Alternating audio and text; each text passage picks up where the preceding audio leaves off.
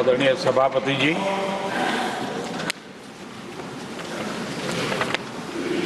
आदरणीय राष्ट्रपति जी ने भारत की उपलब्धियों के बारे में, दुनिया की भारत से अपेक्षाओं के बारे में और भारत के सामान्य मानवी का आत्मविश्वास, विकसित भारत बनाने का संकल्प, इन सारे विषयों को लेकर के विस्तार से चर्चा की है। देश को आगे की दिशा भी दिखाई है। आदरणीय राष्ट्रपति जी का अभिभाषण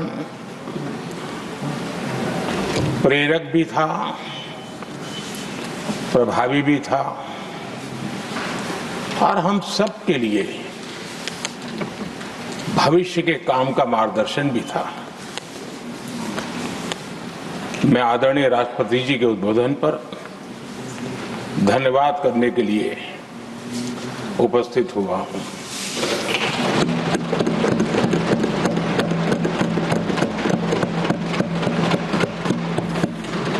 आदरणीय सभापति जी, करीब 70 से भी ज्यादा माननीय सांसदों ने अपने बहुमूल्य विचारों से इस आभार प्रस्ताव को समृद्ध करने का प्रयास किया है। यहां पक्ष प्रतिपक्ष दोनों तरफ से चर्चा हुई। हर किसी ने अपने अपने तरीके से राष्ट्रपति जी के अभिभाषण को जिसने जैसे समझा वैसे यहां समझाया और उन्होंने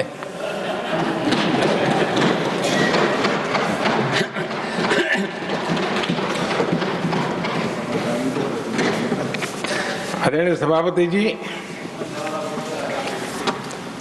यहां पर सबका साथ, सबका विकास, इस पर बहुत कुछ कहा गया।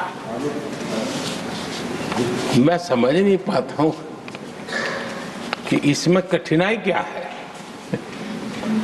सबका साथ, सबका विकास, ये तो हम सबका दायित्व है और इसीलिए तो देश ने हम सबको यहां बैठने का अवसर दिया है और उसमें, लेकिन जहां तक कांग्रेस का सवाल है, उनसे सबका साथ, सबका विकास, इसके लिए कोई अपेक्षा करना, मैं समझता हूं कि बहुत बड़ी गलती हो जाएगी।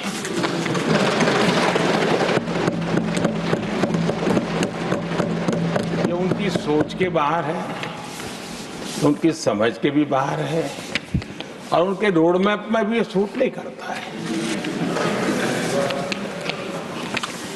क्योंकि वो इतना बड़ा दल एक परिवार को समर्पित हो गया है। उसके लिए सबका साथ, सबका विकास संभव ही नहीं है।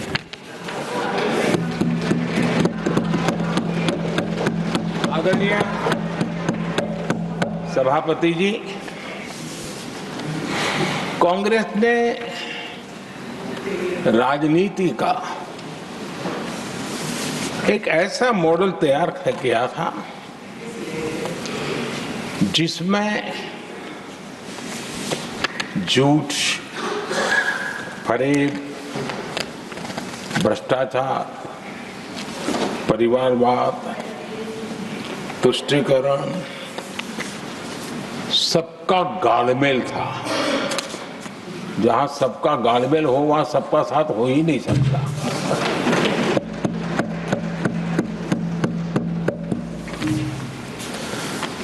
आदरणीय सभापति जी, कांग्रेस के मॉडल में सर्वोपरि है फैमिली फर्स्ट और इसलिए उनकी नीति, रीति, उनकी वाणी, उनका वर्तन, उस एक चीज को संभालने में ही खपता रहा है। 2014 के बाद देश ने हमें सेवा करने का अवसर दिया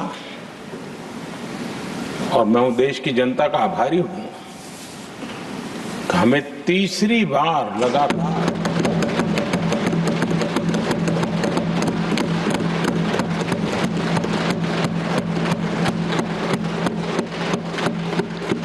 ये तीसरी बार जनता यहां पहुंचाती है। इतने बड़े देश में इतनी वाइब्रेंट डेमोक्रेसी हो, वाइब्रेंट मीडिया हो, हर प्रकार के बातें बताने की छूट हो, उसके बावजूद भी देश दूसरी बार, तीसरी बार हमें सेवा करने का मॉडल बनाती है। इसका कारण देश की जनता ने हमारे विकास के मॉडल को परखा है, समझा है और समर्थन दिया है। और हमारा ये विकास का मॉडल को अगर मुझे एक शब्द में कहना है तो मैं ये कहूंगा, नेशन फर्स्ट, राष्ट्र प्रथम। इसी एक उम्दा भावना और समर्पित भाव से हमने लगातार अपनी नीतियों में, अपने कार्यक्रमों में, हमारे वाणी में, वर्तन में इसी एक बात को मानदंड मान करके देश की सेवा करने का प्रयास किया है। और आदरणीय सभापति जी, मैं बड़े गर्व के साथ भी कहता हूं, बड़े संतोष के साथ कहता हूं कि एक लंबे अरसे तक, 5-6 दशक तक देश के सामने अल्टरनेट मॉडल क्या हो, तराजू पर तोलने का कोई अवसर ही नहीं मिला था।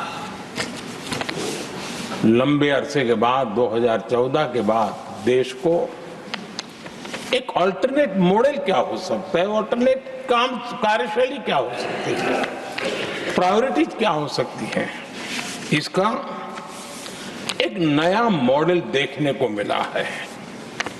और ये नया मॉडल तुष्टीकरण नहीं, संतुष्टीकरण पर भरोसा।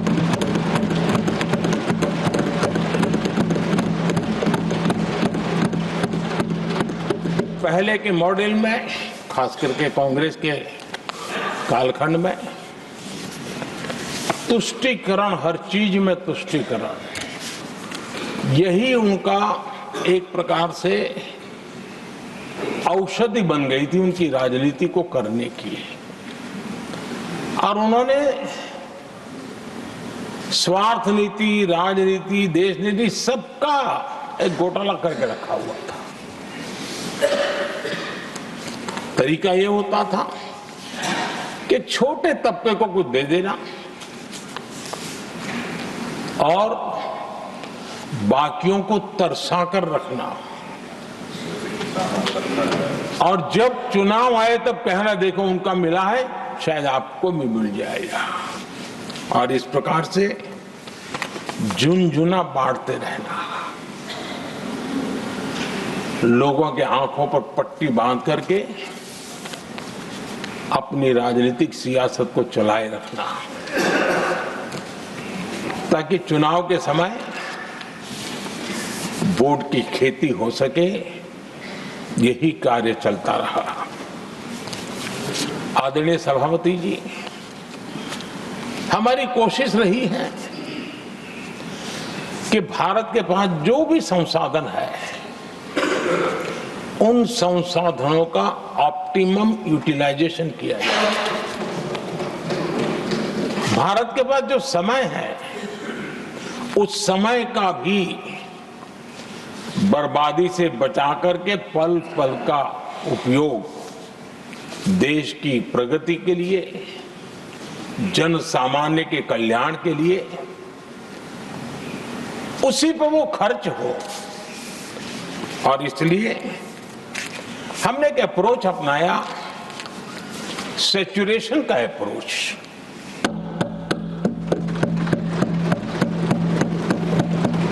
पैर उतने ही लंबे करने जितनी चद्दर हो, लेकिन जो योजना बने, जिनके लिए वो योजना बने, उनको वो 100% उसका बेनिफिट होना चाहिए। किसी को दिया, किसी को नहीं दिया, किसी को लटका करके रखा और उसको हमेशा प्रताड़ित करते रखना और उसको निराशा की गर्त में धकेल देना, उन सिचुएशन से हमने बाहर आकर के सैचुरेशन अप्रोच की ओर हमारे काम को आगे बढ़ाया है। बीते दशक में हमने हर स्तर पर सबका साथ, सबका विकास की भावना को जमीन पर उतारा है और वो आज देश में जिस प्रकार से बदलाव नजर आ रहा है, फल के रूप में हम अनुभव करने लगे हैं। हमारे गवर्नेंस का भी मूल मंत्र यही रहा है, सबका साथ, सबका विकास। हमारी ही सरकार ने SC, ST एक्ट को मजबूत बनाकर दलित और आदिवासी समाज के सम्मान और उनके सुरक्षा के संबंध में अपनी प्रतिबद्धता भी दिखाई और हमने उसको बढ़ाया।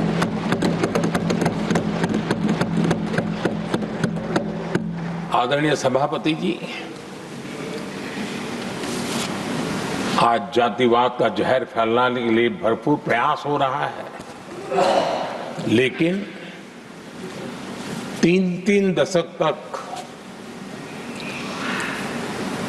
दोनों सदन के OBC MPs और सभी दलों के OBC MPs सरकारों से मांग करते रहे थे कि OBC आयोग को संवैधानिक दर्जा दिया जाए। ठुकरा दिया गया, इनकार किया गया, क्योंकि शायद उस समय उनकी राजनीति को ये सूट नहीं करता होगा, क्योंकि तुष्टीकरण की राजनीति के और फैमिली फर्स्ट की राजनीति में जब वो बैठेगा तब तक वो चर्चा तक के हित में भी नहीं आता है। आदरणीय सभापति जी, ये मेरा सौभाग्य है कि हम सब ने मिलकर के 3 दशक से मेरे OBC समाज ने जिस बात के लिए मांगे की, आशाएं रखी, जिसको निराश करके रखा गया था, हमने आकर के इस आयोग को संवैधानिक दर्जा दिया।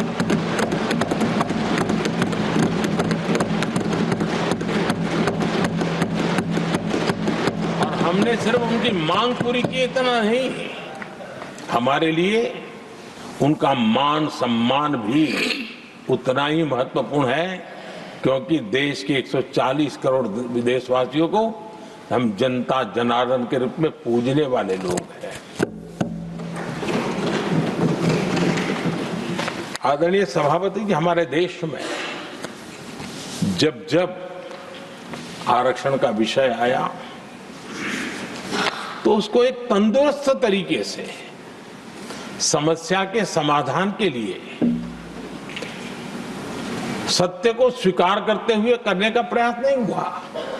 हर चीज में देश में विभाजन कैसे हो, तनाव कैसे पैदा हो, एक दूसरे के खिलाफ दुश्मनी कैसे पैदा हो, वही तरीके अपनाए गए।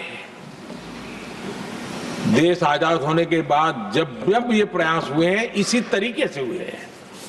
पहली बार हमारी सरकार ने एक ऐसा मॉडल दिया और सबका साथ सबका विकास के मंत्र की प्रेरणा से दिया कि हमने सामान्य वर्ग के गरीब को 10% आरक्षण दिया, बिना तनाव के, बिना किसी का छीन करके।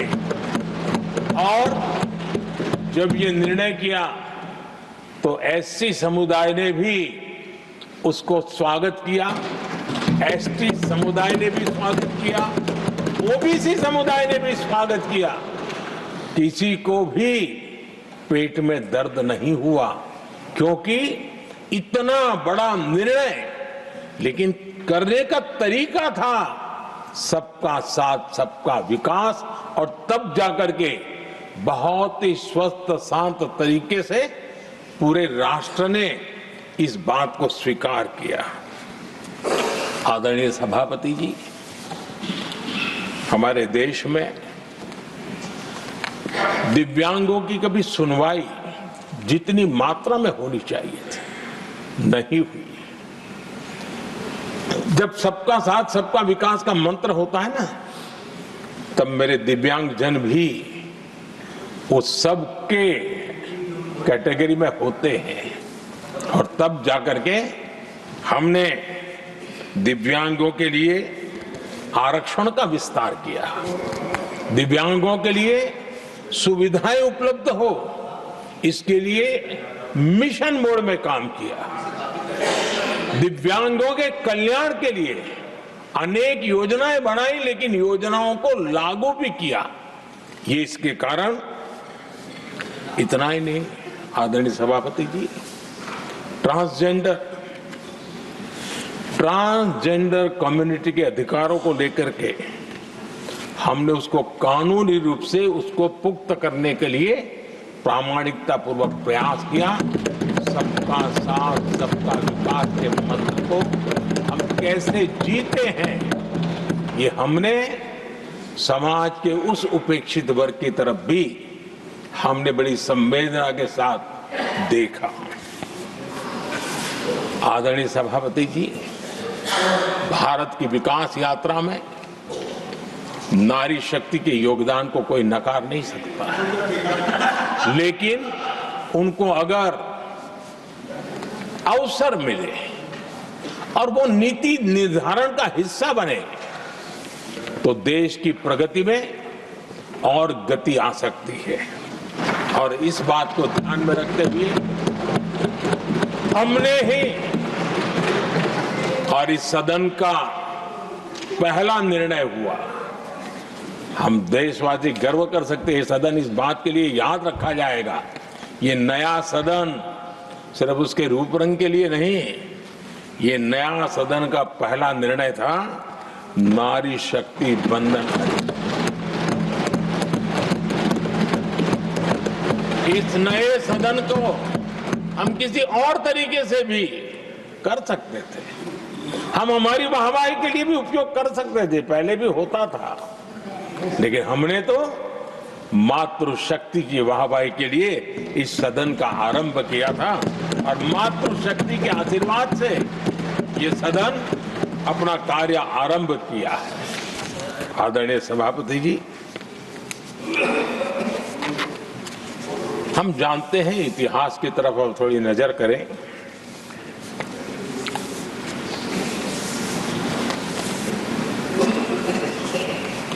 यानी मैं कह रहा हूं इसलिए नहीं, बाबा साहब आंबेडकर के साथ कांग्रेस को कितनी नफरत रही थी, उनके प्रति कितना गुस्सा था, और किसी भी हालत में बाबा साहब की हर बात के प्रति कांग्रेस चिढ़ जाती थी। और इसके सारे दस्तावेज मौजूद है। और इस गुस्से को दो बार बाबा साहब को चुनाव में पराजित करने के लिए क्या कुछ नहीं किया गया।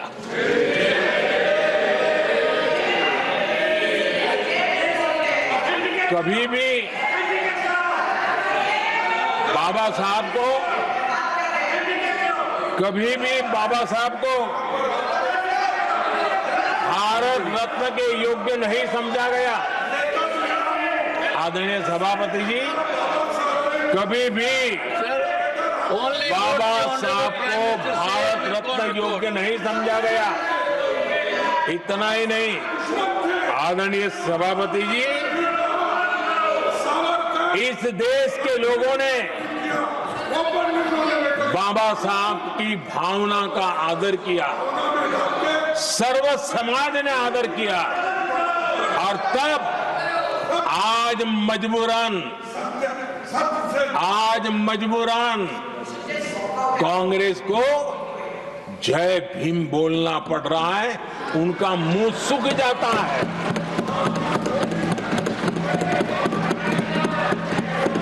और आदरणीय सभापति जी, ये कांग्रेस भी रंग बदलने में बड़ी माहिर लग रही है।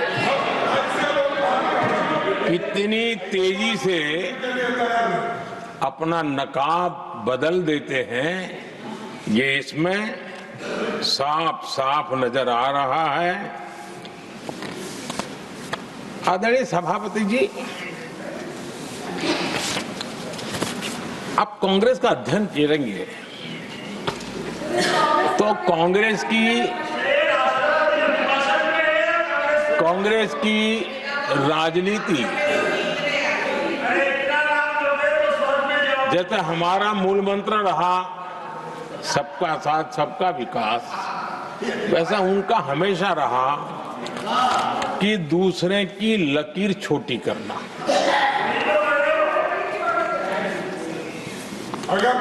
और इसके कारण उन्होंने सरकारों को अस्थिर किया। किसी भी राजनीतिक दल की सरकार कहीं बनी तो उसको अस्थिर कर दिया, क्योंकि लकीर छोटी करो दूसरे की, इसी काम में वो लगे रहे। और ये जो उन्होंने रास्ता चुना है ना, औरों की लकीर छोटी करने का, लोकसभा के बाद भी जो उनके साथ थे वो भी भाग रहे हैं, तो उनको पता चला गया ये तो हमें भी मार डालेंगे। और यही उनकी नीतियों का परिणाम है कि आज ये हाल हो गए हैं कांग्रेस के। देश की सबसे पुरानी पार्टी, आजादी के आंदोलन से जुड़ी पार्टी, इतनी दुर्दशा।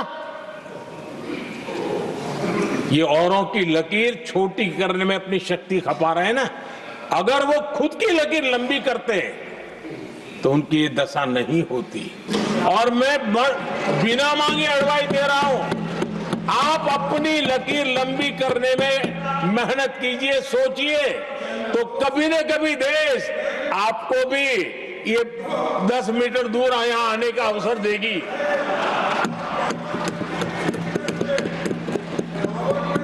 आदरणीय सभापति जी,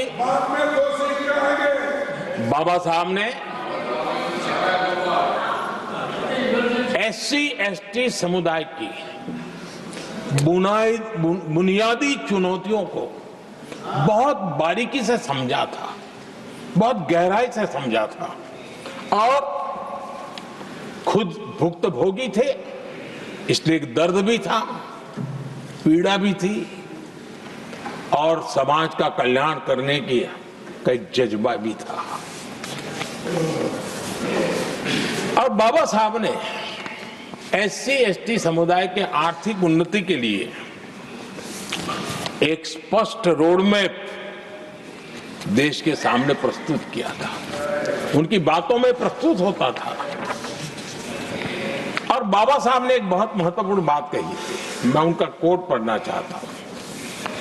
बाबा साहब ने कहा था, भारत एक कृषि प्रधान देश है, लेकिन दलितों के लिए ये आजीविका का मुख्य साधन बन ही नहीं सकता।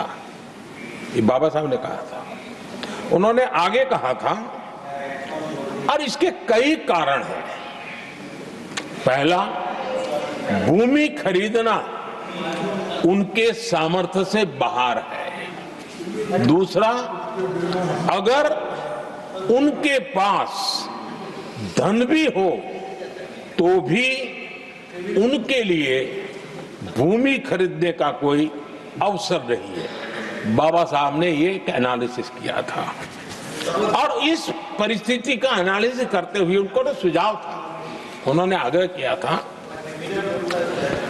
कि दलितों के साथ, हमारे आदिवासी भाई बहनों के साथ, वंचितों के साथ ये जो अन्याय हो रहा है, ये जो मुसीबत में जीने के लिए वो मजबूर हो रहे हैं, इसका एक उपाय है देश में इंडस्ट्रियलाइजेशन को बढ़ावा दिया जाए।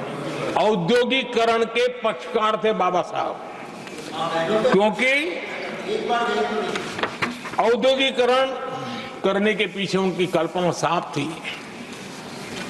स्किल बेस्ड जॉब्स और एंटरप्रेन्योरशिप के लिए, आर्थिक आत्मनिर्भरता के लिए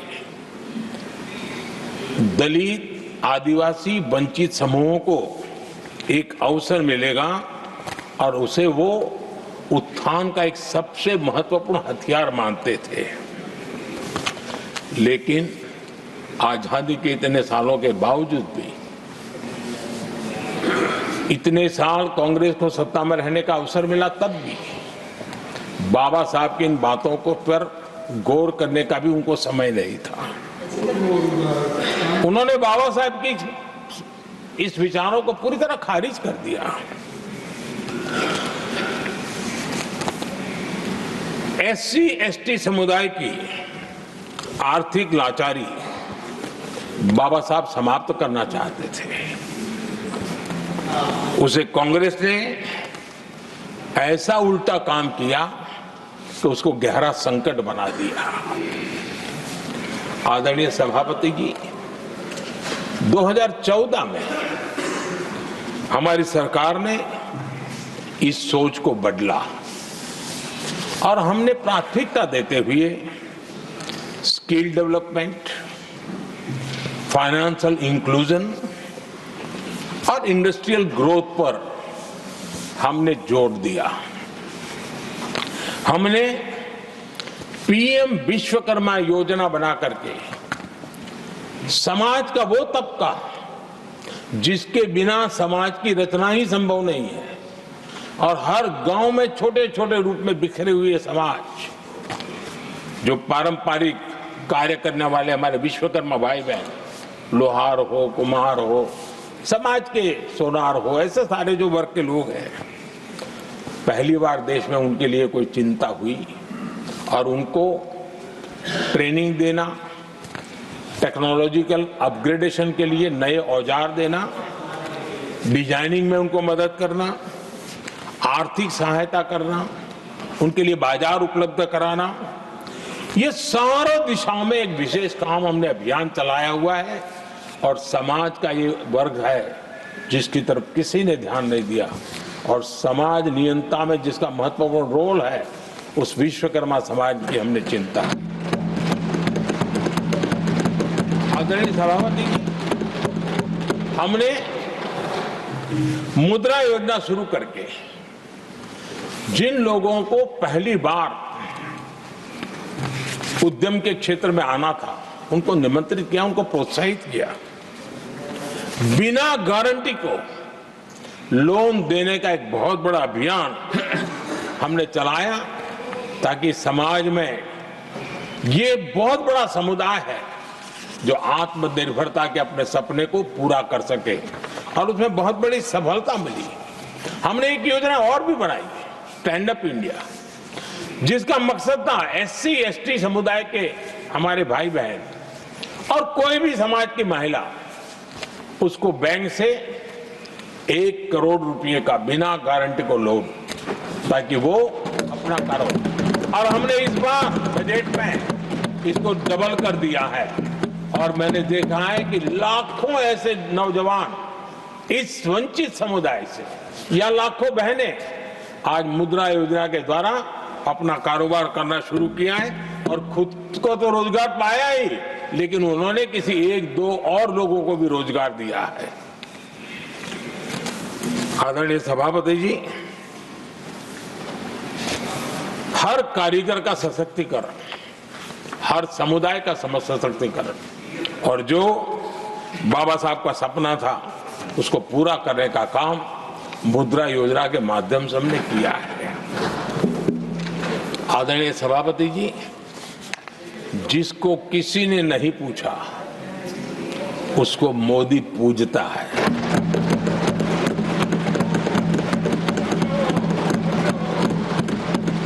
गरीब, वंचित, उसकी का कल्याण ये हमारी प्राथमिकता है।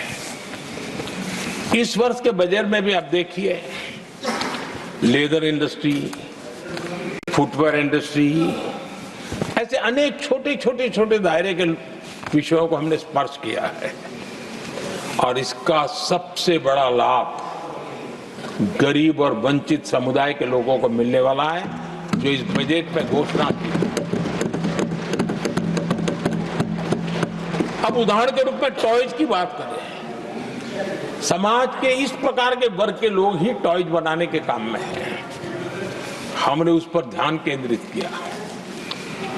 बहुत सारे गरीब परिवारों को अनेक प्रकार की उसमें मदद दी गई और उसका परिणाम आज आया है कि टॉयज, हम इंपोर्ट करने की आदत में फंसे हुए थे, आज हमारे टॉयज 3 गुना एक्सपोर्ट हो रहे हैं और जिसका फायदा समाज के एक बहुत ही नीचे के तबके में जीने वाले, मुसीबतों से गुजारा करने वाले समुदाय को मिल रहा है। आदरणीय सभापति जी, हमारे देश में एक बहुत बड़ा समुदाय है, मछुआरा समुदाय। इन मछुआरे साथियों के लिए हमने एक अलग मिनिस्ट्री तो बनाई, लेकिन जो बेनिफिट किसान क्रेडिट में किसानों को मिलता था, हमने वो किसान क्रेडिट कार्ड के सारे बेनिफिट हमारे मछुआरे भाई बहनों को भी दिए, ये सुविधा दी।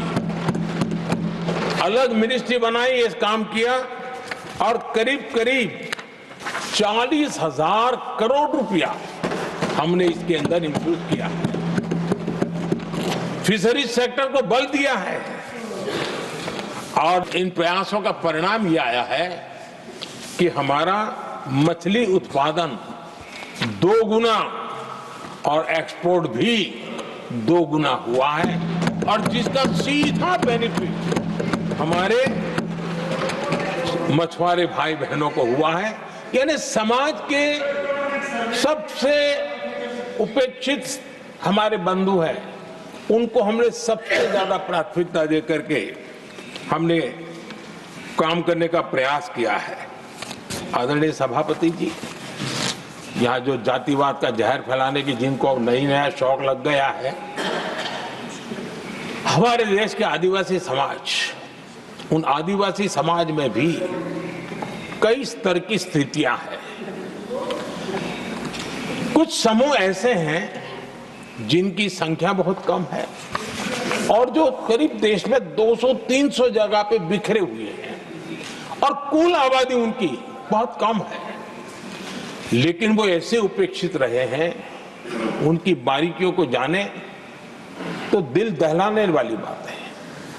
और मेरा सद्भाग्य रहा कि राष्ट्रपति जी से इस विषय में मुझे काफी गाइडेंस मिला, क्योंकि उस समाज को काफी निकट से राष्ट्रपति जी जानती है और उसी में से आदिवासी समाज में भी बहुत वंचित अवस्था में जीने वाला एक जो छोटा तबके के लोग व बिखरे पड़े लोग हैं, उनको विशेष रूप से योजना में लाने का प्रयास हुआ और हमने पीएम जनमन योजना बनाई और 24,000 करोड़ रुपए ताकि उनको कुछ सुविधाएं मिले, उनके कल्याण के काम हो और वे भी सबसे पहले तो अन्य आदिवासी समाज की बराबरी तक तो पहुंचे और फिर पूरे समाज की बराबरी करने के लिए योग्य बने। उस दिशा में हमने काम किया है। आदरणीय सभापति जी, समाज के अलग अलग तबकों की चिंता तो की है। हमने देश के अलग अलग भूभाग में भी कुछ ऐसी स्थितियां हैं कि जिसमें बहुत पिछड़ापन है। जैसे हमारे सीमावर्ती गांव, उनको बैकवर्ड विलेज करके छोड़ दिया गया था, आखिरी गांव करके छोड़ दिया गया था। हमने सबसे पहले मनोवैज्ञानिक परिवर्तन लाया। हम ये जो दिल्ली पहले और बाद में सब धीरे धीरे जो जाए दूर जाता जाए आखिर चला जाए, हमने बदल दिया। हमने तय किया कि सीमा पर जो लोग हैं वो पहले और वो अंदर की तरफ आता जाए।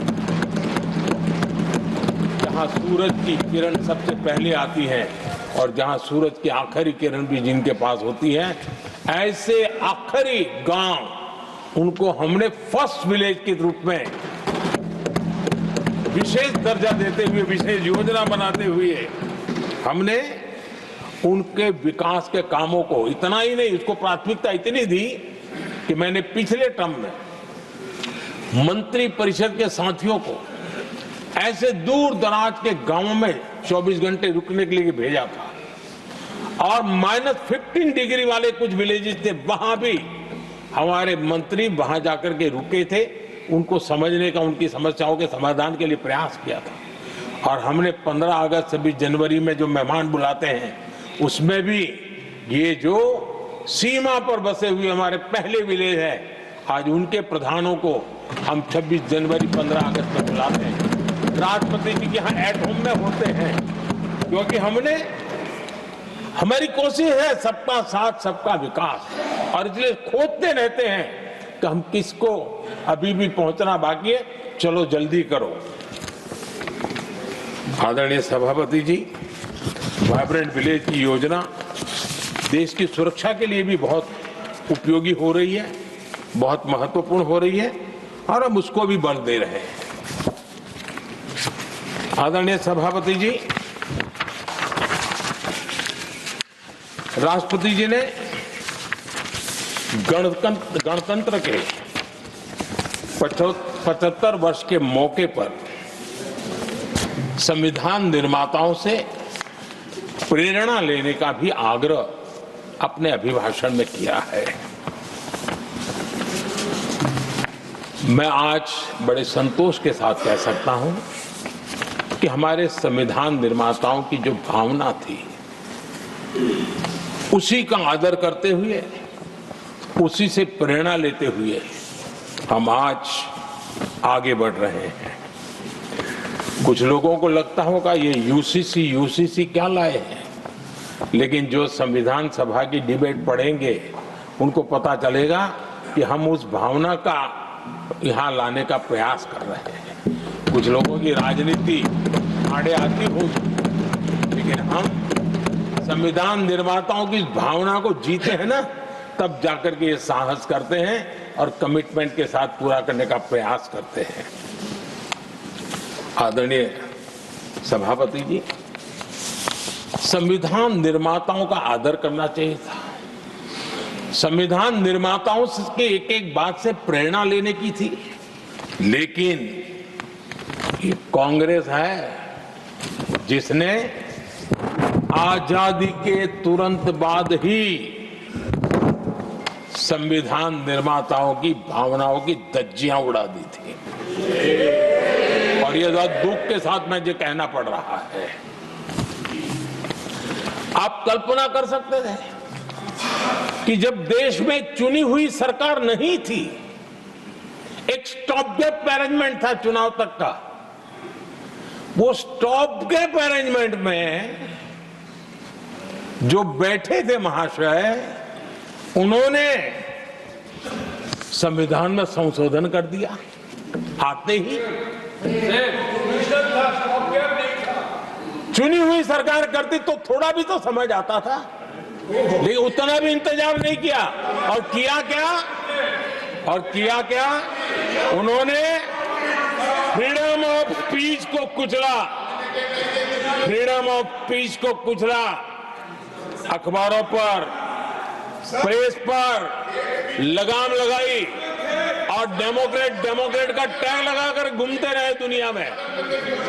देश के डेमोक्रेसी का महत्वपूर्ण स्तंभ उसको कुचलने का काम हुआ और ये संविधान की भावना का पूरी तरह अनादर था। आदरणीय सभापति जी, देश की पहली सरकार थी, नेहरू जी प्रधानमंत्री थे और मुंबई में जब नेहरू जी प्रधानमंत्री थे तब मुंबई में मजदूरों की एक हड़ताल हुई। उसमें मशहूर गीतकार मजरूह सुल्तानपुरी जी ने एक गीत गाया था, कॉमनवेल्थ का दास है, ये कविता उन्होंने गाई थी। कविता गाने मात्र के गुणे में नेहरू जी ने देश के एक महान कवि को जेल में ठूस दिया।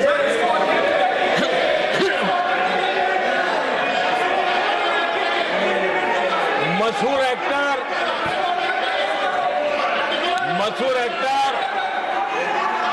बलराज साहनी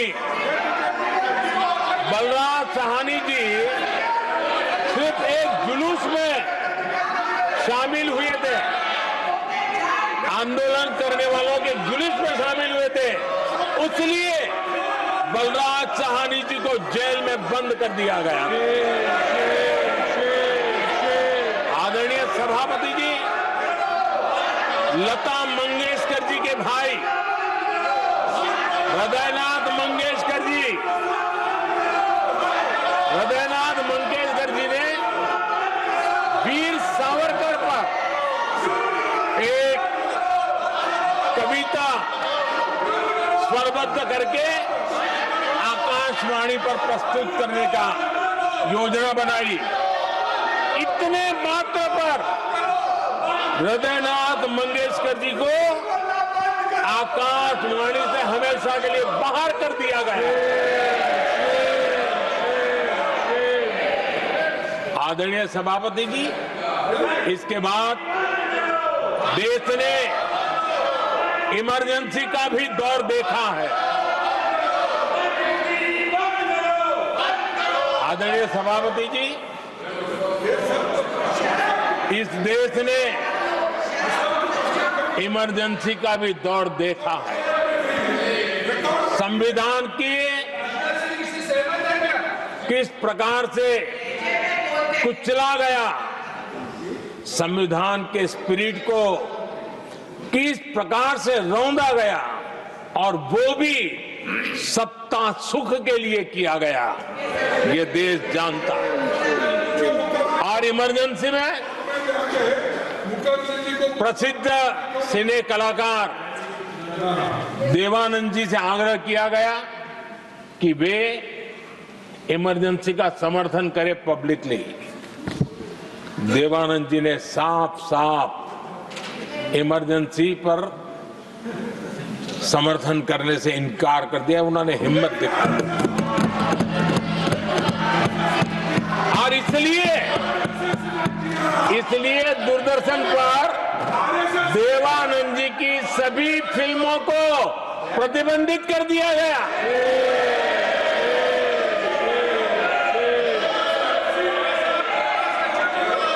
आदरणीय सभापति जी, ये संविधान की बातें करने वाले लोग, उन्होंने सालों से संविधान को अपने जेब में रखा है, उसी का ही परिणाम है। संविधान का सम्मान नहीं किया है। आदरणीय सभापति जी किशोर कुमार जी, उन्होंने कांग्रेस के लिए गाना गाने से मना किया। इस एक गुनाह के लिए आकाशवाणी पर किशोर कुमार के सभी गानों को प्रतिबंधित कर दिया गया।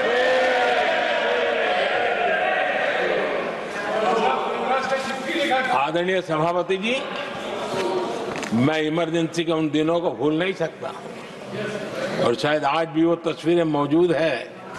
ये जो लोकतंत्र की बातें करते हैं, मानव गरिमा की बातें करते हैं और बड़े बड़े भाषण देने के लिए शौकीन लोग हैं। आपातकाल में जॉर्ज फर्नांडिस समेत देश के महानुभावों को हथकड़ियां पहनाई गई थी, जंजीरों से बांधा गया था। संसद के सदस्य, देश के गणमान्य नेता, उनको हथकड़ियां और जंजीरों से बांधा गया था। इनके मुंह में संविधान शब्द शोभा नहीं देता है।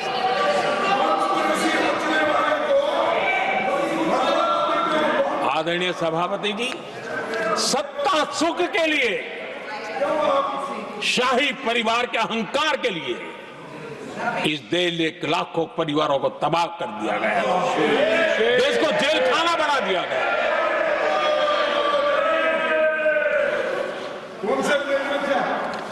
बहुत लंबा संघर्ष चला। ये अपने आप को बहुत बड़ा तीसमार मारने वालों को जनता जनार्दन की ताकत को स्वीकार करना पड़ा, घुटने टेकने पड़े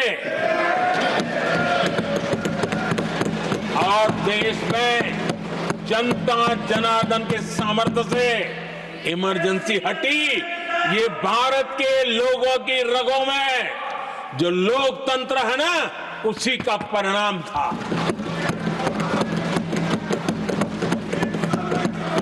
हमारे माननीय खड़गे जी आपके सामने बढ़िया बढ़िया शेर सुनाते रहते हैं और उनका शौक है शेर सुनाने का। और सभापति जी आप भी बड़ा मजा लेते हैं।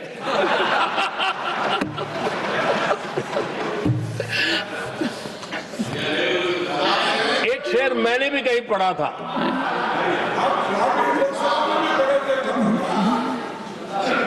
तमाशा करने वालों को क्या खबर, तमाशा करने वालों को क्या खबर, हमने कितने तूफानों को पार कर दिया जलाया है, हमने कितने तूफानों को पार कर दिया जलाया है। आदरणीय सभापति जी,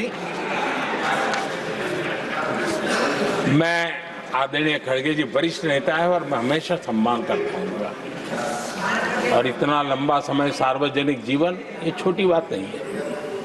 और मैं इस देश में चाहे शरद राव हो चाहे खड़गे जी हो, इन सब का मैं, हमारे देवगौड़ा जी बैठे हैं, ये असामान्य सिद्धियां हैं उनके जीवन की जो उन्होंने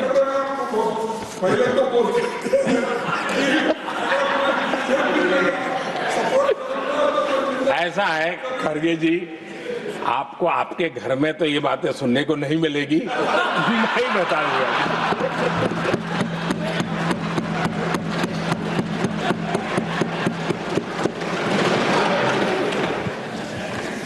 इस बार मैं देख रहा था कि खड़गे जी कविताएं पढ़ रहे थे, लेकिन जो बातें बता रहे थे, और आपने बड़ा सही पकड़ा था कि जरा बताओ तो सही भी ये कविता है कब की है?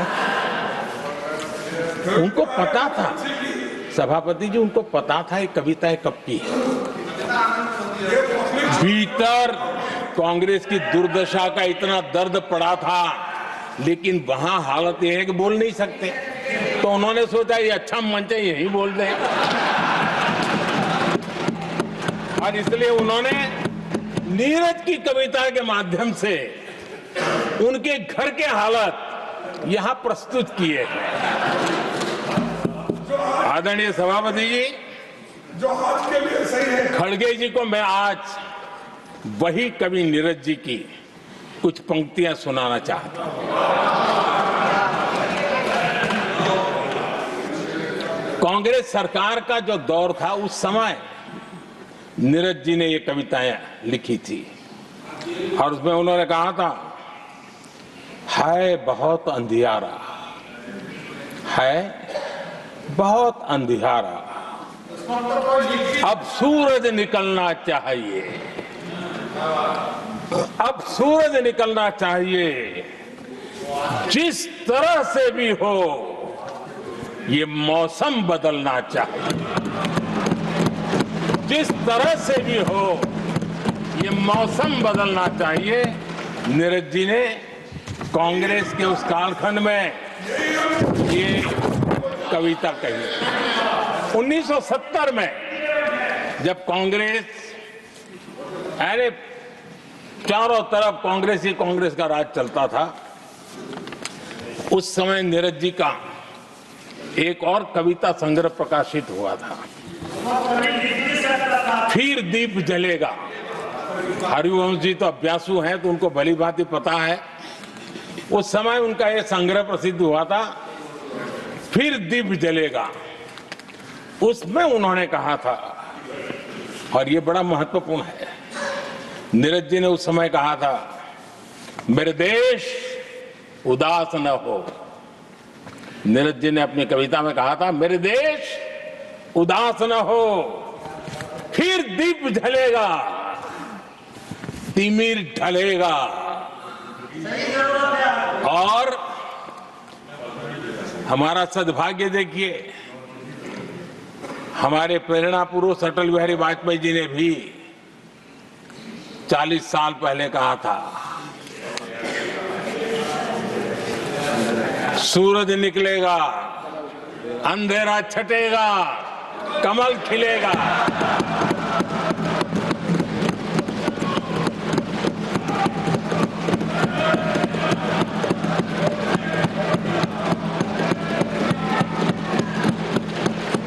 आदरणीय नीरज जी ने कहा था, जब तक कांग्रेस का सूरज चमकता रहा, देश ऐसा ही अंधेरे में रहता रहा। कई दशक तक ऐसे ही हाल बने रहे। आदरणीय सभापति जी,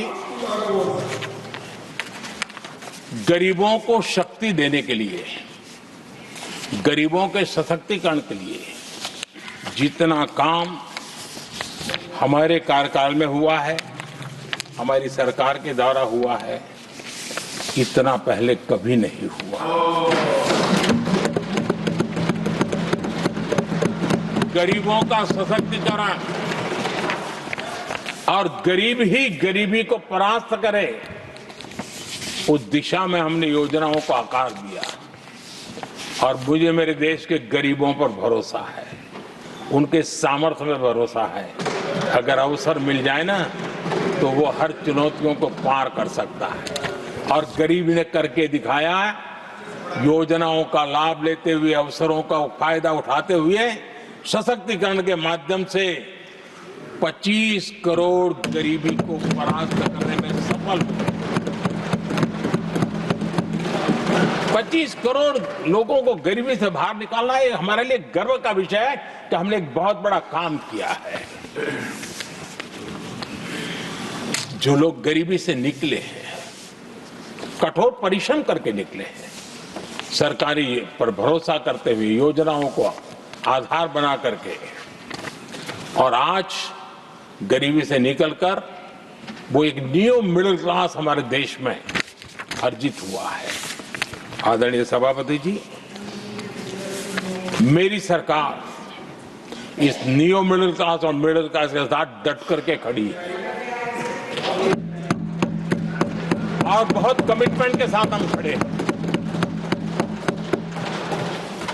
हमारे न्यू मिडिल क्लास और मिडिल क्लास की आकांक्षाएं आज देश के लिए गति देने वाली शक्ति है। हमारे देश की एक नई ऊर्जा है, देश की प्रगति का सबसे बड़ा आधार है। हम मिडिल क्लास के, नियर मिडिल क्लास के सामर्थ्य को बढ़ाना चाहते हैं। हमने मिडिल क्लास के लिए एक बहुत बड़े हिस्से को टैक्स में इस बजट में जीरो कर दिया है।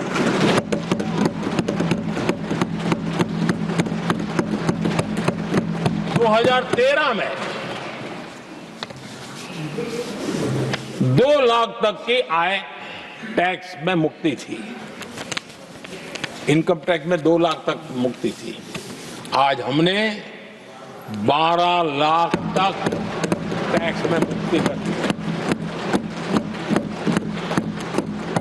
हम 70 साल से ऊपर के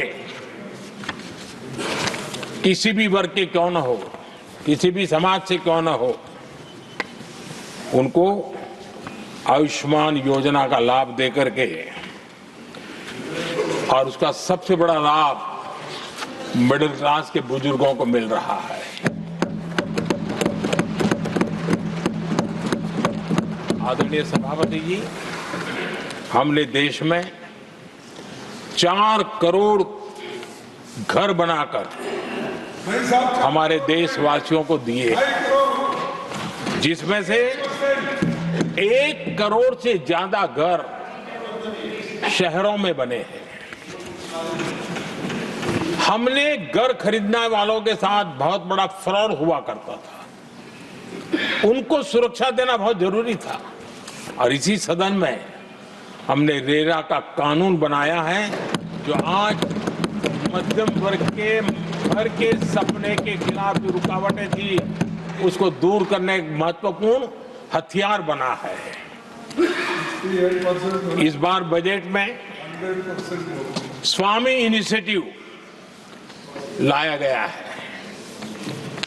जो हाउसिंग प्रोजेक्ट अटके हुए हैं, जिसमें मध्यम वर्ग के पैसे रुके हुए हैं और उनकी सुविधाएं अटकी हुई हैं, उनके उस काम के लिए 15,000 करोड़ रुपया इस बजट में हमने आवंटित किया है, ताकि मध्यम वर्ग के उन सपनों को पूरा कर सकें।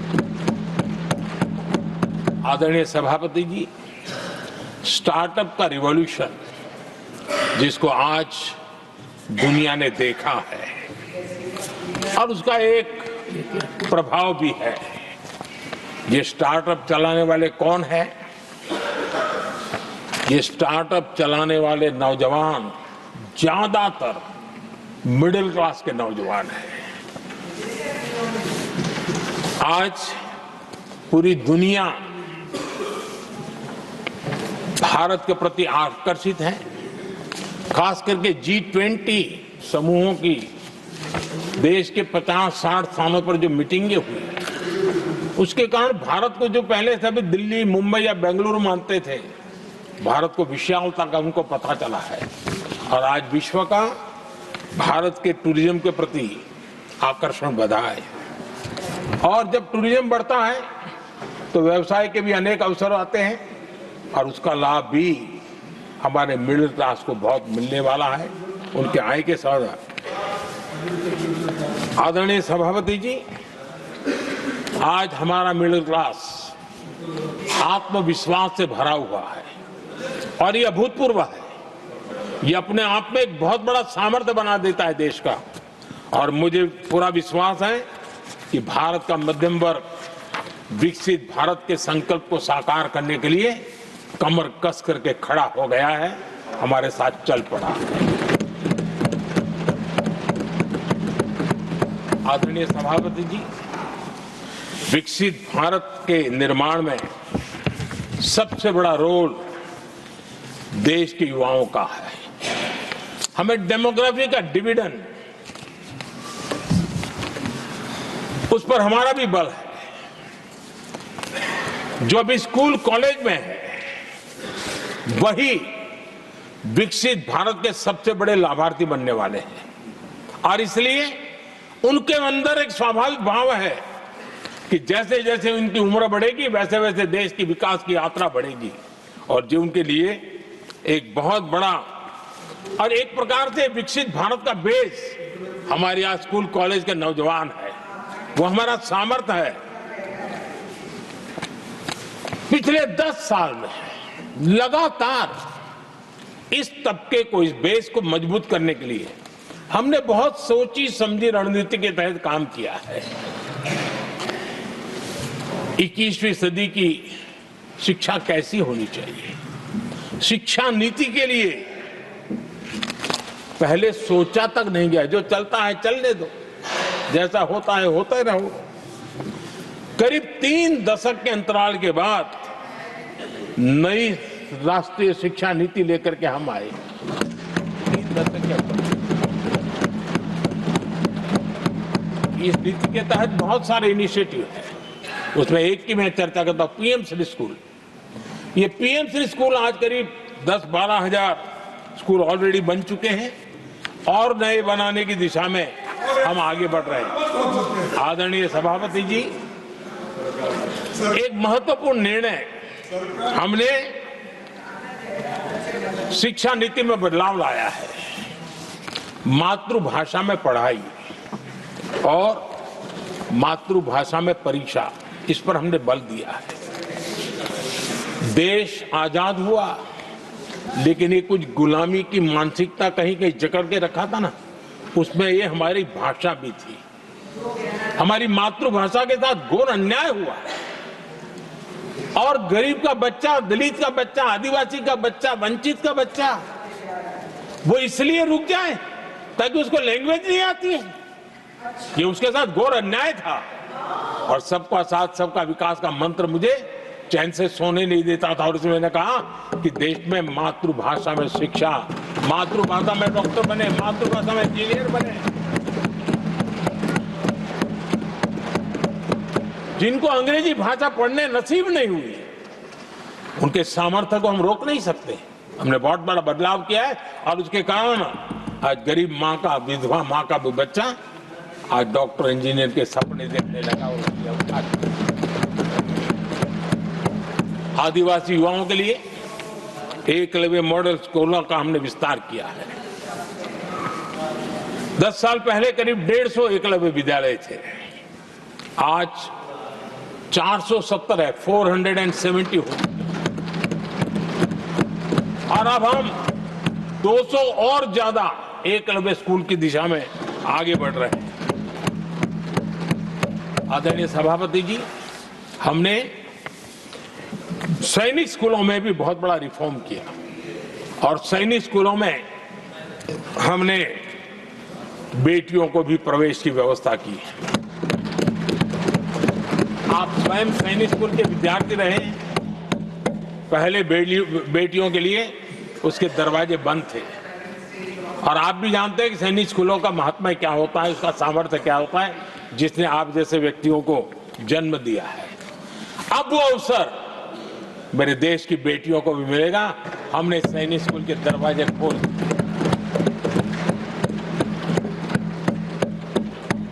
और अभी हमारी सैकड़ों बेटियां देशभक्ति के इस माहौल में अपनी पढ़ाई कर रही हैं और देश के लिए जीने का जज्बा सहज रूप से उनके भीतर पनप रहा है। आदरणीय सभापति जी, युवाओं के ग्रूमिंग में एनसीसी की बहुत बड़ी भूमिका है। हम में से जो भी एनसीसी के संपर्क में रहा है उसे मालूम है कि उस उम्र में और उस कालखंड में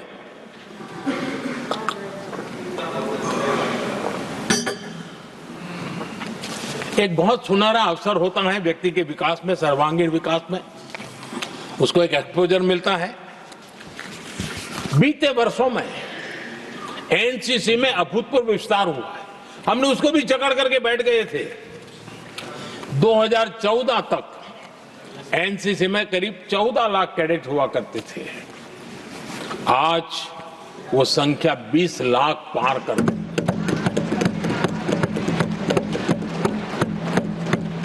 आदरणीय सभापति जी, देश के युवाओं में जो उमंग है, उत्साह है, नया कुछ कर गुजरने की इच्छा है, रूटीन काम से भी हटकर के कुछ करने का उनका इरादा है, ये साफ नजर आता है।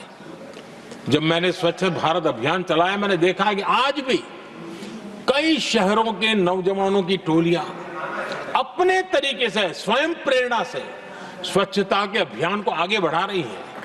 कोई झुग्गी झोपड़ी में जाकर के शिक्षा के लिए काम कर रहे हैं, कई नौजवान कुछ न कुछ कर रहे हैं।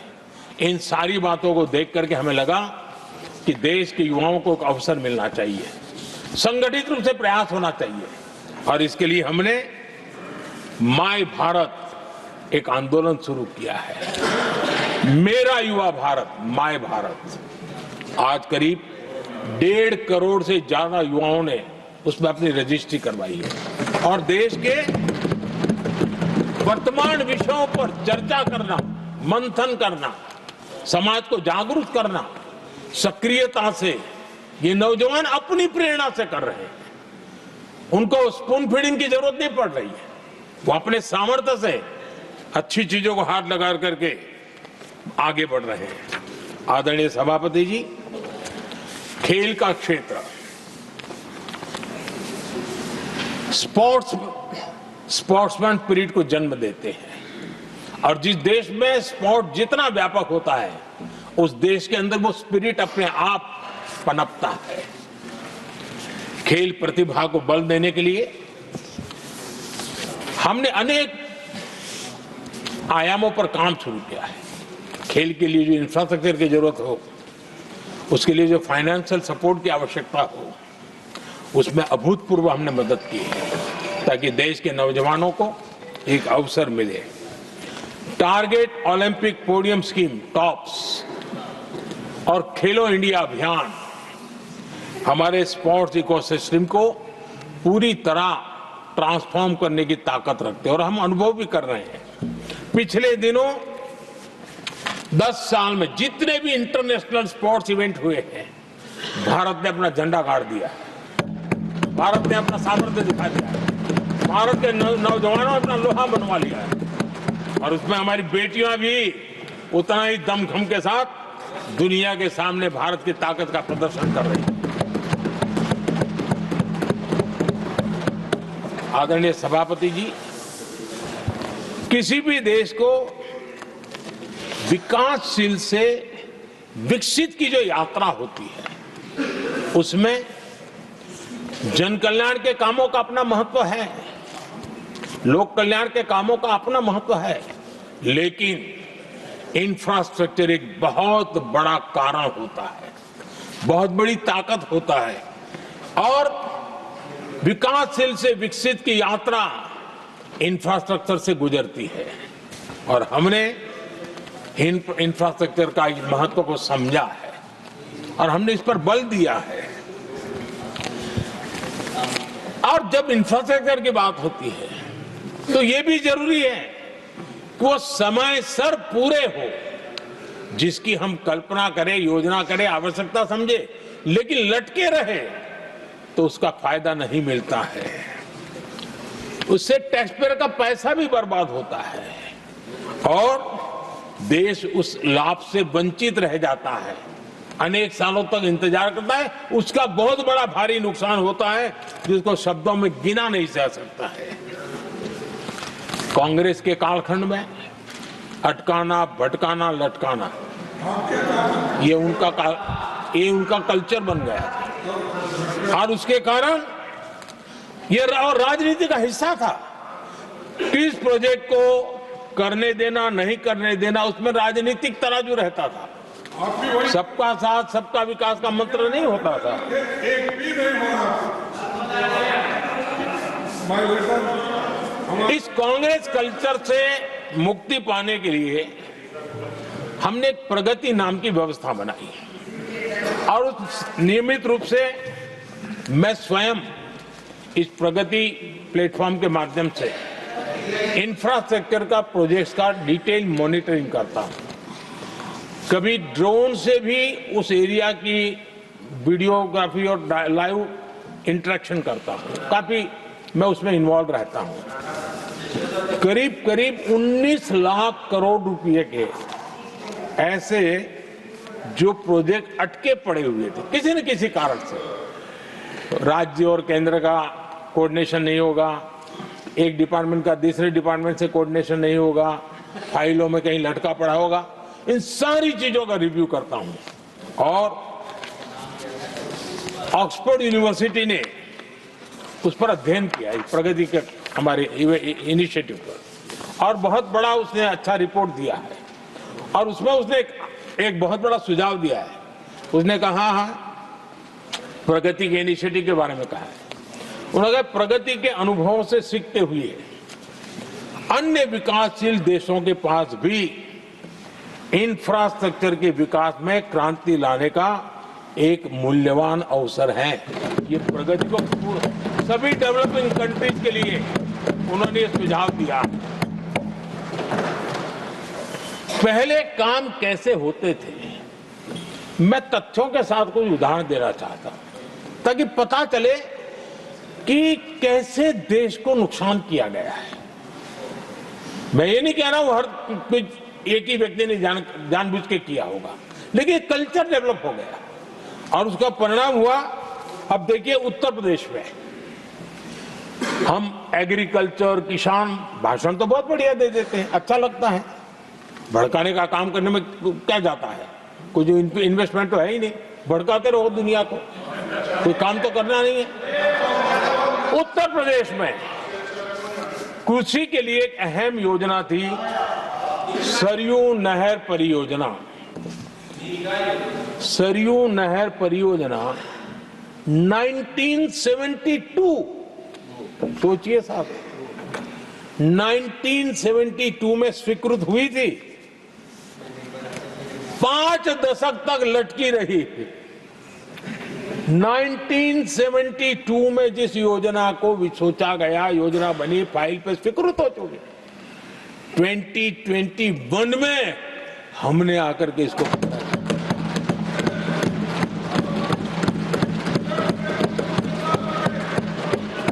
आदरणीय सभापति जी, जम्मू कश्मीर की Udhampur Srinagar Baramulla rail line, Udhampur Srinagar Baramulla rail line in 1994 में स्वीकृत हुई थी। 1994 में ये रेल लाइन भी वर्षों तक लटकी रही। 3 दशक बाद आखिरकार हमने 2025 में इसे पूरा किया।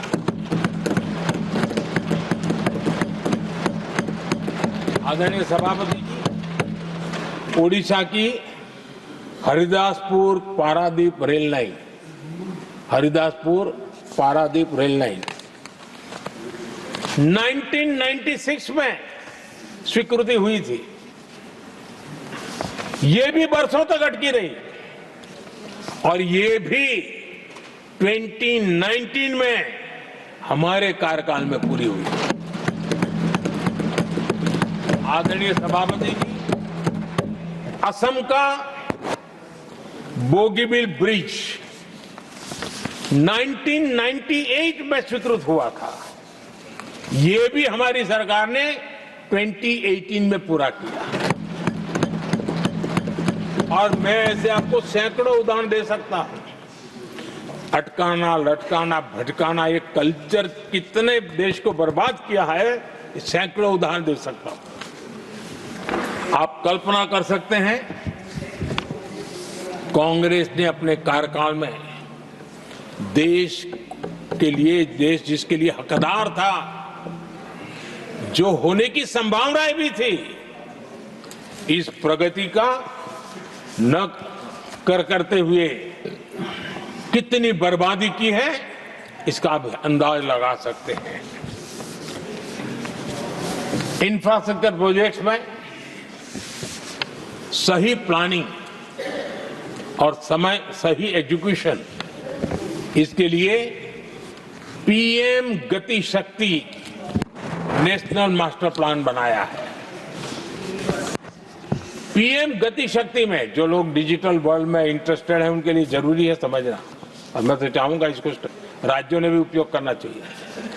पीएम गति शक्ति प्लेटफॉर्म में 1600 डेटा लेयर्स हैं हमारे देश के अलग अलग कामों के, और निर्णय प्रक्रिया को तेज करते हैं, सरल करते हैं, और उसको लागू करने में भी बहुत तेजी से उसको लागू किया जा सकता है।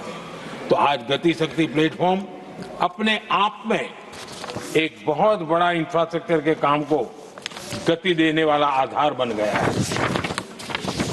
आदरणीय सभापति जी, आज के नौजवानों को ये जानना बहुत जरूरी है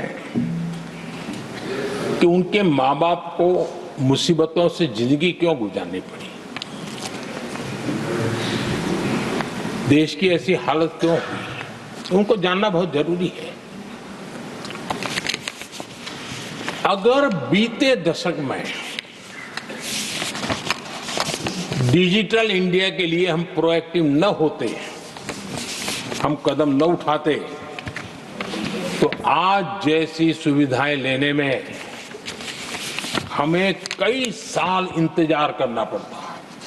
ये हमारे प्रोएक्टिव डिसीजन और प्रोएक्टिव एक्शन का परिणाम है कि आज हम समय के साथ या कहीं कहीं समय से आगे चल रहे हैं।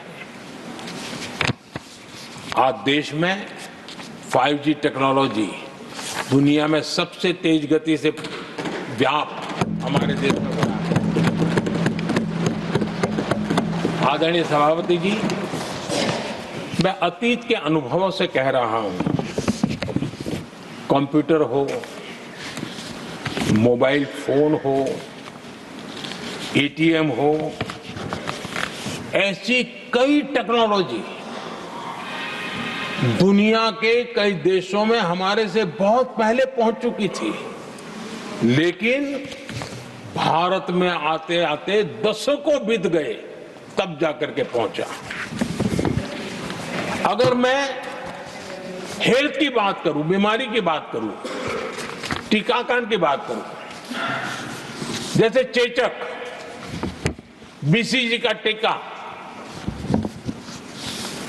जब हम गुलाम थे तब दुनिया में वो टीकाकरण हो रहा था, कुछ देशों में हो चुका था, लेकिन भारत में ये दशकों बाद आया। पोलियो की वैक्सीन हमने दशकों तक इंतजार करना पड़ा, दुनिया आगे बढ़ चुकी थी, हम पीछे रह गए थे। कारण यह था कांग्रेस ने देश की व्यवस्था को ऐसे जकड़ करके रखा था। उनको लगता था सारा ज्ञान सरकार में जो बैठे हैं उन्हीं को है, वही सब कर लेंगे, और उसी का एक परिणाम था लाइसेंस परमिट राज। मैं देश के नौजवानों को कहूंगा, लाइसेंस परमिट राज का कितना जुल्म था, देश विकास नहीं कर सकता था, और लाइसेंस परमिट राज यही कांग्रेस की पहचान बन गई थी। आदरणीय सभापति जी, कंप्यूटर का जब शुरुआती दौर था तो कंप्यूटर को इंपोर्ट करना चाहता है तो उसके लिए लाइसेंस लेना होता था कंप्यूटर लाने के लिए, और कंप्यूटर लाने के लाइसेंस पाने में भी सालों लग जाते थे। आदरणीय सभापति जी, वो दिन थे मकान बनाने के लिए सीमेंट चाहिए तो सीमेंट के लिए भी परमिशन लेना पड़ता था मकान बनाने के।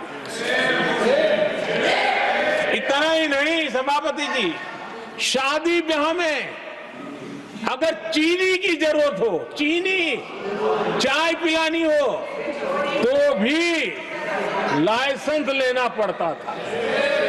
मेरे देश के नौजवानों को पता होना, और मैं आजाद भारत की बात कर रहा हूं, मैं अंग्रेजों के कालखंड की बात नहीं कर रहा हूं, कांग्रेस के कालखंड की बात कर रहा हूं। और कांग्रेस के एक पूर्व वित्त मंत्री जो अपने आप को बहुत ज्ञानी मानते हैं, उन्होंने माना था कि लाइसेंस परमिट के बिना कोई काम होते नहीं है, सारे काम लाइसेंस परमिट के रास्ते से ही गुजरते हैं। और उन्होंने ये भी कहा था कि लाइसेंस परमिट बिना रिश्वत को नहीं होता है। मैं कांग्रेस के वित्त मंत्री ने जो कहा वो कह रहा हूं, बिना रिश्वत को नहीं होता है। अब कोई बहुत आसानी से समझ सकता है, उस जमाने में रिश्वत मतलब हाथ की सफाई कौन करता था भाई, ये कौन पंजा था, वो पैसा कहां जाता था, देश का नौजवान भली भांति समझ सकता है। यही इस सदन में कांग्रेस के एक माननीय सदस्य हैं, मौजूद है, जिनके पिताजी के पास खुद के पैसे थे, खुद के पैसे थे, किसी से लेना नहीं था, और कार खरीदना चाहते थे। यहां मौजूद एक एमपी है कांग्रेस के, उनके पिताजी खुद के पैसे से कार खरीदना चाहते थे। 15 साल तक उनको कार के लिए इंतजार करना पड़ा था कांग्रेस के राज में।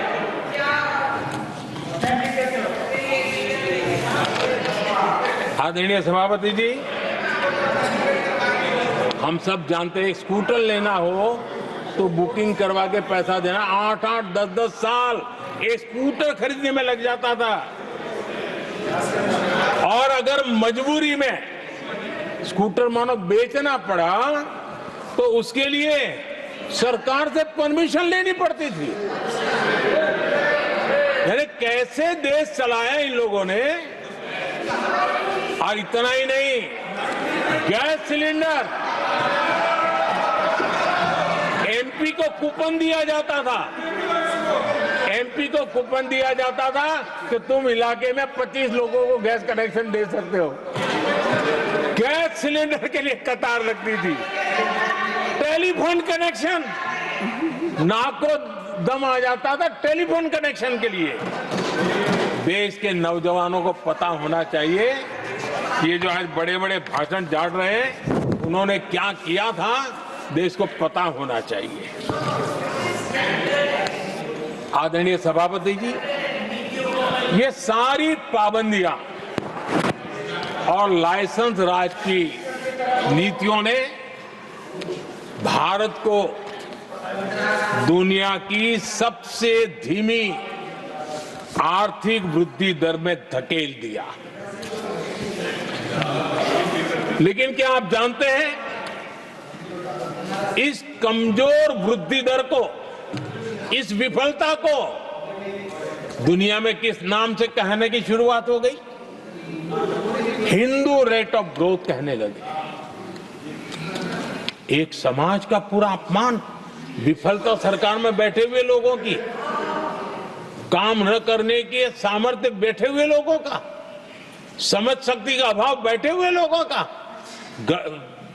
दिन रात भ्रष्टाचार में डूबे हुए लोगों का, और गाली पड़ी एक बहुत बड़े समाज को, हिंदू ग्रेट ऑफ ग्रोथ। आदरणीय सभापति जी, शाही परिवार के आर्थिक कुप्रबंधन और गलत नीतियों के कारण पूरे समाज को दोषी ठहराया गया और दुनिया भर में बदनाम किया गया। जबकि हम इतिहास देखें तो भारत के लोगों का तरीका और नीतियां, भारत के स्वभाव में लाइसेंस राज नहीं था, परमिट नहीं थी। भारत के लोग सदियों से, हजारों साल से खुले में विश्वास करते थे, और हम उन समुदाय में सबसे पहले थे जो दुनिया भर में मुक्त व्यापार, फ्री ट्रेड, उसमें मेहनत करते थे, काम करते थे। सदियों पहले भारतीय व्यापारी दूर दराज के देशों तक व्यापार करने के लिए जाते थे, कोई बंधन नहीं थे, कोई रुकावटें नहीं थे। ये हमारी प्रकृति की संस्कृति थी, हमने उसको तबाह करके रख दिया। आज जब पूरी दुनिया भारत की आर्थिक क्षमता को पहचानने लगी है, आज दुनिया तेज गति से आगे बढ़ने वाले देश के रूप में देख रही है, तो आज दुनिया भारत रेट ऑफ ग्रोथ दुनिया देख रही है और हर भारतीय को इसका गर्व है। और हम अपनी अर्थव्यवस्था का विस्तार कर रहे हैं।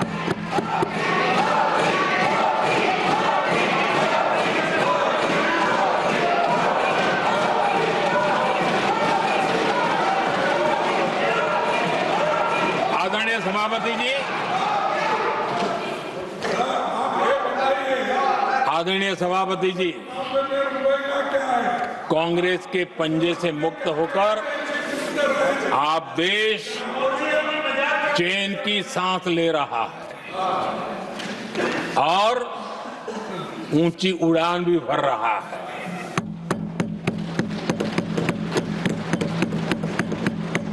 कांग्रेस के लाइसेंस राज और उसकी कुनीतियों से बाहर निकलकर हम मेक इन इंडिया को बढ़ावा दे रहे हैं।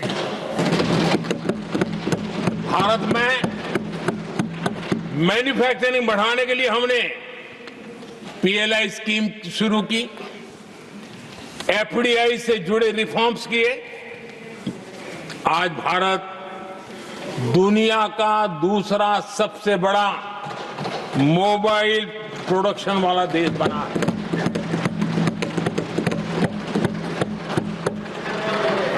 पहले हम ज्यादातर फोन बाहर से इंपोर्ट कर रहे थे, अब हमारी पहचान एक मोबाइल एक्सपोर्टर के रूप में बनी है। आदरणीय सभापति जी, आज भारत की पहचान डिफेंस मैन्युफैक्चरिंग की बनी है। 10 साल में हमारा डिफेंस प्रोडक्ट्स 10 गुना एक्सपोर्ट बढ़ा है। 10 साल में 10 गुना बढ़ा है। आदरणीय सभापति जी, भारत में सोलर मॉड्यूल मैन्युफैक्चरिंग भी 10 गुना बढ़ गए हैं।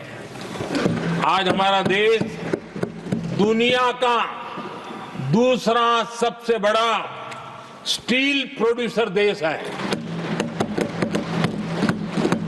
10 सालों में हमारा मशीनरी और इलेक्ट्रॉनिक एक्सपोर्ट तेजी से आगे बढ़ा है। बीते 10 सालों में भारत का टॉयज एक्सपोर्ट 3 गुना से ज्यादा बढ़ गया है। इन्हीं 10 सालों में एग्रो केमिकल एक्सपोर्ट भी बढ़ा है। कोरोना के कालखंड में हमने 150 से ज्यादा देशों को वैक्सीन और दवाइयां सप्लाई की। मेड इन इंडिया, हमारे आयुष और हर्बल प्रोडक्ट का एक्सपोर्ट भी बहुत तेज गति से बढ़ा है और बढ़ रहा है। आदरणीय सभापति जी, खादी जो कांग्रेस ने की तो सबसे बड़ा एक काम करते ना खादी के लिए, तो भी मुझे लगता है हाँ ये आजादी के आंदोलन के लोगों से कुछ प्रेरणा आगे बढ़ा रहे हैं। वो भी नहीं किया। खादी और विलेज इंडस्ट्री का टर्नओवर पहली बार 1.5 लाख करोड़ से ज्यादा हुआ है। 10 साल में इसका प्रोडक्शन भी 4 गुना हुआ है।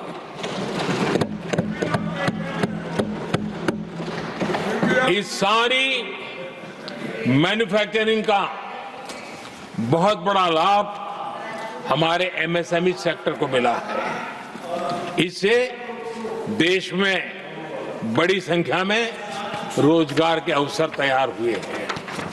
आदरणीय सभापति जी, हम सभी जनता के प्रतिनिधि हैं। हम जनता जनार्दन के सेवक हैं। जनप्रतिनिधि के लिए देश और समाज का मिशन ही सब कुछ होता है और सेवा व्रत लेकर के ही जनप्रतिनिधियों के लिए काम करना उनका दायित्व होता है। आदरणीय सभापति जी,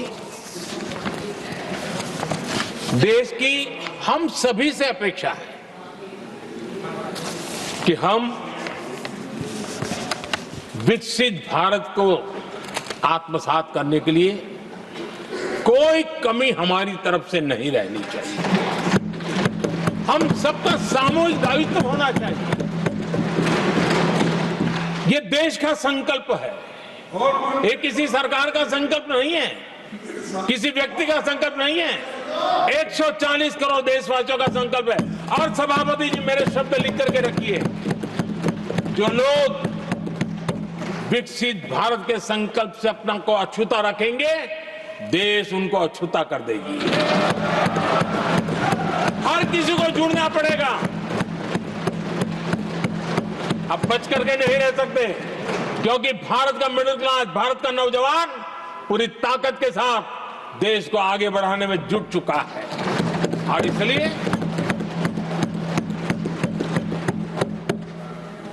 आदरणीय सभापति जी, जब प्रगति की राह पर देश चल पड़ा है, विकास की नई ऊंचाइयों को देश अर्जित कर रहा है, तब हम सबकी भूमिका बड़ी महत्वपूर्ण है। सरकारों में विरोध होना लोकतंत्र का स्वभाव है, नीतियों का विरोध होना लोकतंत्र का जिम्मेवारी भी है, लेकिन घोर विरोधवाद, घोर निराशावाद और अपनी लकीर लंबी नहीं करनी, दूसरी लकीर को छोटा करने की कोशिशें विकसित भारत में रुकावट बन सकती है। हमें उसे मुक्त होना होगा और हमें आत्ममंथन भी करना होगा, निरंतर मंथन करना होगा। मुझे भरोसा है कि सदन में जो चर्चा हुई है उसमें से जो उत्तम चीजें हैं उसको लेकर के हम आगे बढ़ेंगे और हमारा मंथन जारी रहेगा। हमें निरंतर ऊर्जा राष्ट्रपति जी के उद्बोधन से मिलती रहेगी। एक बार फिर राष्ट्रपति जी का मैं हृदय से आभार व्यक्त करता हूं और सभी माननीय सांसदों का भी आभार व्यक्त करता हूं। बहुत बहुत धन्यवाद।